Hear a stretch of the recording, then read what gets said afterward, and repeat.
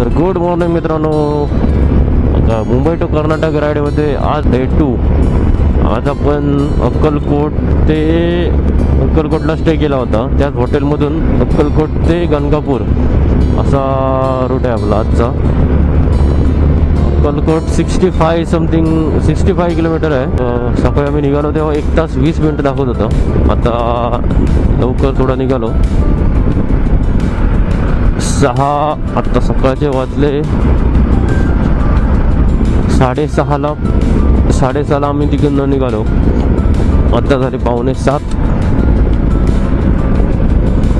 Road चांगला आहे, फक्त तो कॉन्क्रीटचा रोड आहे, त्याच्यामुळे मध्ये मध्ये ओपन झालं आहे, त्याच्यामुळे थोडं कॉन्फिडन्स येत नाही गाडी चालवायला. सरळ रोड आहे, फक्त कॉन्क्रीटच्या मध्ये भेगा पडतात, तशी रोडची कंडिशन झाली. त्याच्यामुळे टू व्हीलरचा चाक त्याच्यामध्ये जर फसला तर प्रॉब्लेम होऊ शकतो.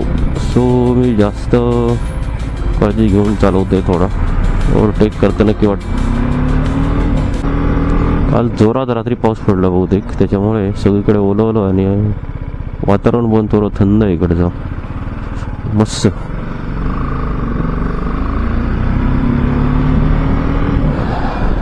ऊन जरी पडलं तरी का आपलं टेन्शन नाही, सॉरी पाऊस जरी पडला तरी का टेन्शन नाही. आपण का आपले रेनकोट घेऊन आलेलो आहोत.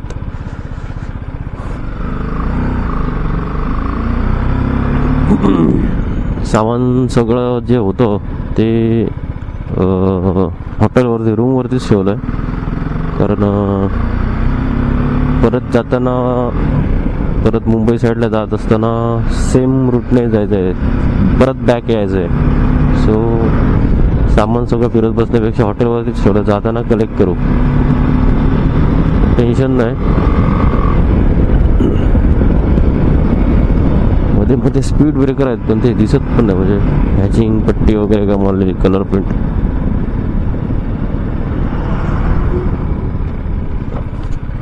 निघणार होतं लवकर, पण बाहेर काळोख होता सकाळी 5:30 4:30च्या आसपास वगैरे. परत इथे कोणी विचारायला पण कोण नसणार, म्हणजे काय रोड वगैरे विचारायला कुठे काय, म्हणून बोललो थोडा लेट निघू, रोड पण विजिबल होईल तेवढा.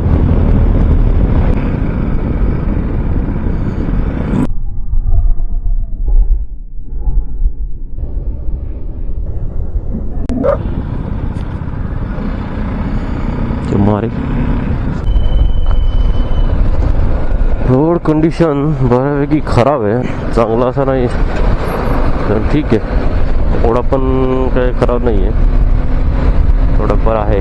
मध्ये मध्ये चांगला पाहिजे. आता आला मध्ये मध्ये 1-2 किलोमीटर चांगला पाहिजे, तो मध्ये थोडा खराब येतो परत.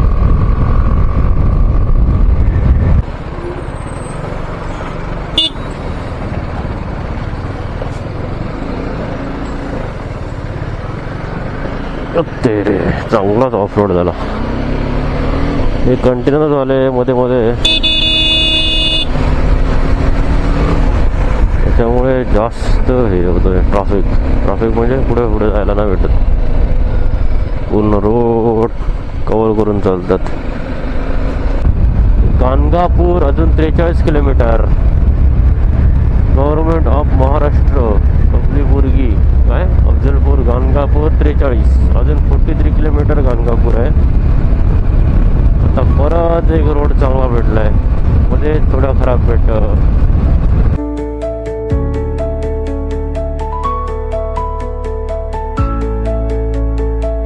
मस्त सुपर रोड, सुपर मजा आहे रोड.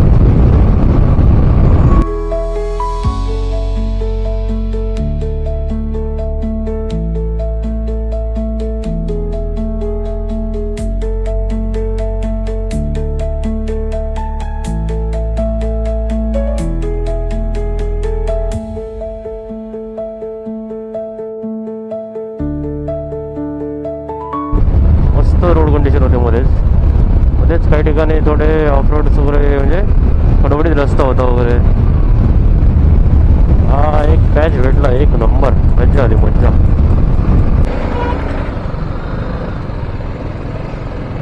कोणते तरी महाराज आहेत काय माहिती नाही, कन्नडमध्ये लिहिलंय त्याच्यामुळे कन्नड का कर्नाटकीमध्ये लिहिले त्याच्यामुळे समजत नव्हतं काय लिहिलंय ते. असेल आपले कसे छत्रपती शिवाजी महाराज ते काय बघत नाही पाठी आणि थुकतात.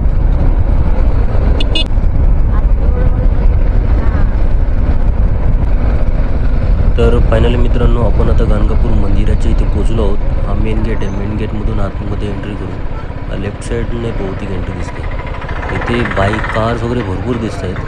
आपल्याला बाईक पार्किंगसाठी जागा शोधावी लागेल. बाईकवरतीच बघतात आपल्या सगळं असो. तर बाईक पार्किंगसाठी जागा शोधू आपण कुठेतरी आणि ओटी वगैरे नारळ वगैरे काहीतरी घेऊ आणि त्या दुकानाच्या समोर बाईक पार्क करू तोपर्यंत आणि नंतर मग मंदिरापाशी भेटू. सो चलो पटापट मी बाईक पार्क करतो आणि डायरेक्ट मंदिरापाशी भेटू. चलो. ओके सामान वगैरे घेतलं इथे. मित्रांनो आपण पोचलो कुठचं तर संगमचे त्रिवेदी संगमच्या इथे पोचलो. इथे पोचल्यानंतर ते काय नारळ दिला आहे औदुंबराच्या देवाच्या इथे फोडण्यासाठी. परत बायकोच्या हातात तो ओटी दिली आहे. ओटी नाही काय आहे तो दिवा आहे ना. दिवा ना तो दिवा दिला आहे नंदीमध्ये सोडण्यासाठी. काय दिलं ना अशी छोटीशी ओटी दिली आपल्याला. नाही नदीत सोडण्यासाठी ओटी नाही. नारळ आहे. नारळ सोडायचं आहे आणि बत्ती दिली आहे.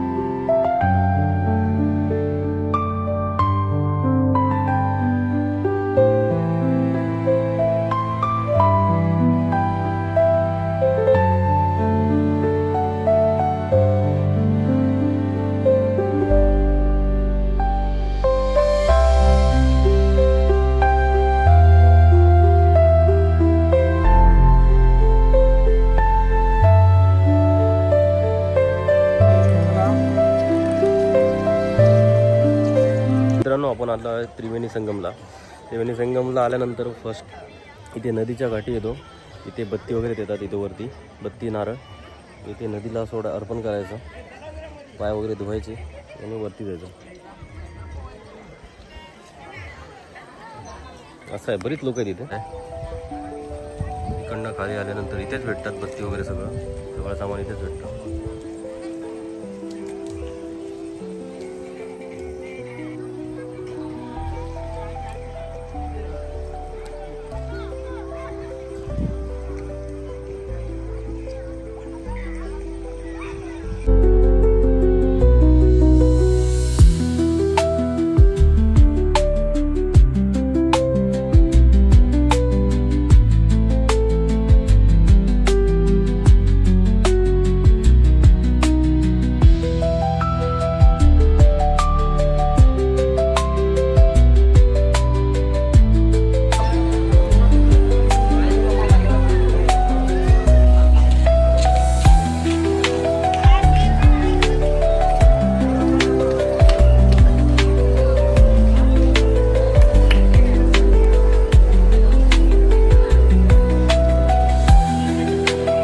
ह्या दोन नद्या आहेत. इथे नारळ सोडतो आणि बत्ती लावतो. काय आपल्या काही इडापिडा वगैरे असतील तर त्या इडापिडा दूर होतात असं म्हणता येईल लोक. ठीक आहे. आणि ही या साईडला ही एक अमरजा नदी आहे. इकडनं जी येते ती. आणि ही जी पूर्ण दिसतोय ती भीमा नदी आहे. या दोन नद्या एकत्र येतात म्हणून त्याला बोलतात भीमा अमरजा असा. आणि इकडनं पाय वगैरे धुवून झालेत. आता खाली लोक आहेत बघा. इकडे पाय वगैरे धुतले काय. त्याच्यानंतर हे जे औदुंबराचं जे झाड आहे त्याला प्रदक्षिणा घालायची. आपली काय इच्छा वगैरे असेल. एवढं मोठं आहे बघा. आपली काय इच्छा वगैरे असेल तर ते इथे दोरा बांधतात असं म्हणतात. इथे दोरा बांधल्यानंतर पायाकडून झाल्यानंतर इकडे हे मोठं मंदिर आहे. औदुंबराचं झाड आहे इथे आतमध्ये. हा असा मोठा मंदिर आहे ओव्हरऑल लुक. आणि हे आतमध्ये आहे ते औदुंबराचं झाड.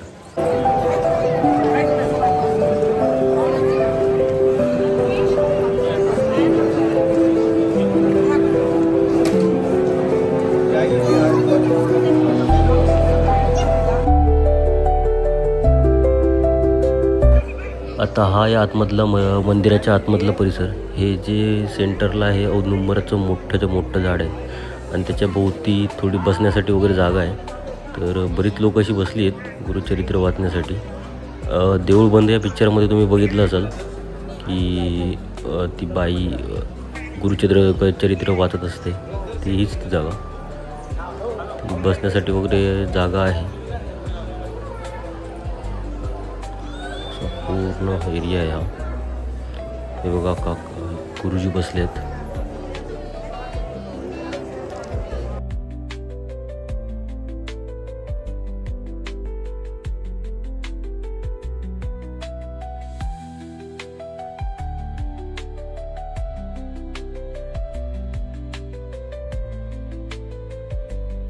आता इथे इकडचं दर्शन वगैरे झालं. आता दत्तांच्या पावलांच्या तिकडे जातोय आम्ही. ही पावलं आहे तिथे. ते बघू नेक्स्ट कुठे आता जायचं आहे. सो चांगला फील आहे इथले. वेगळे वाईब्स आहे इथले.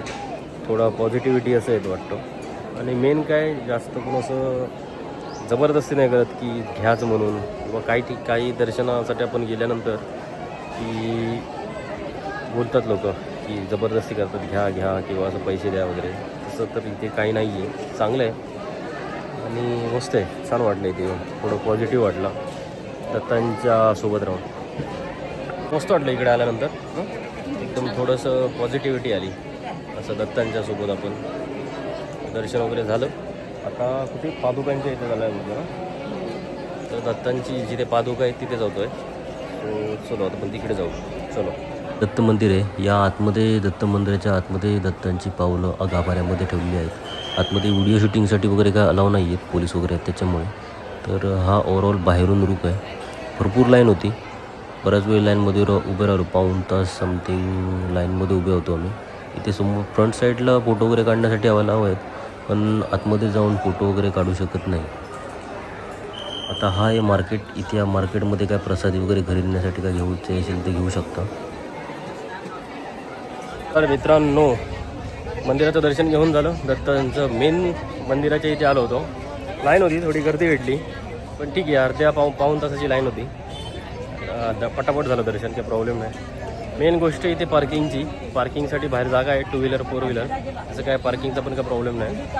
आणि दर्शनासाठी पण काही जास्त लाईन नाही होती. झालं व्यवस्थितरित्या दर्शन झालं. सो आता इथं दर्शन घेऊन झालं. सो आजचा कर्नाटकमधला सेकंड जो पॉईंट होता तो आज कंप्लीट झाला. आता 12ची आरती आहे. बघू जर थांबलो तर आरती करून प्रसाद घेऊन जाईन.